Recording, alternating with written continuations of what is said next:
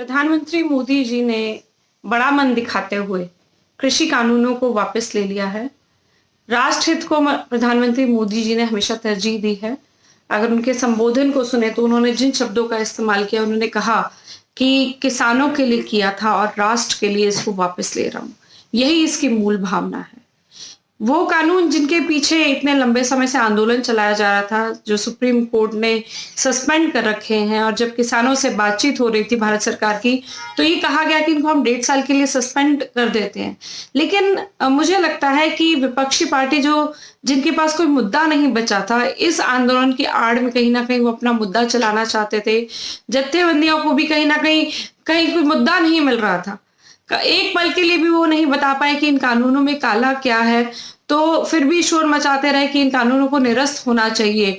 तो आज प्रधानमंत्री मोदी जी ने इन सब के मुद्दों को, राजनीति को खत्म कर दिया गया है। कांग्रेस आज मुद्दा ढूंढ रही है, पूरा श्रेय लेने की कोशिश कर रही है, लेकिन मुझे लगता है कि प्रधानमंत्री मोदी जी ने इन सब के जो मुद्दे हैं, जो इनकी राजनीति है, उसको पूर्ण रूप से खत्म कर दिया है।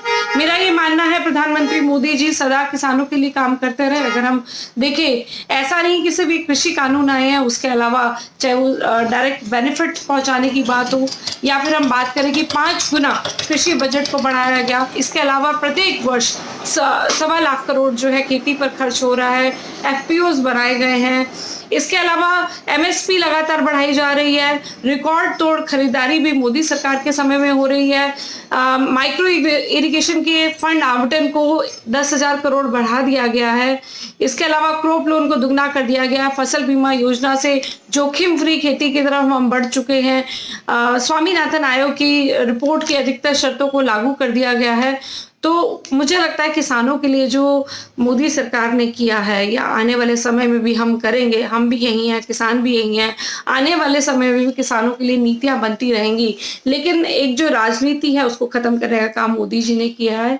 साथ में कई बार ये प्रश्न आ रहा है कि मोदी जी ने शायद ये चुनावों के लिए किया। पिछले 1 साल से जब से ये आंदोलन चल रहा है, बहुत सारे चुनाव हुए जिसमें अधिकतर में भारतीय जनता पार्टी जीती।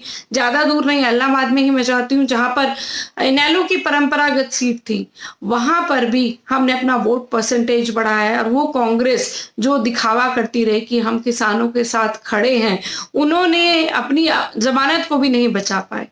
तो अगर कांग्रेस पार्टी की या उससे पूर्ववर्ती सरकारों की इतनी अच्छी नीतियां होती तो किसानों का ये हाल नहीं होता।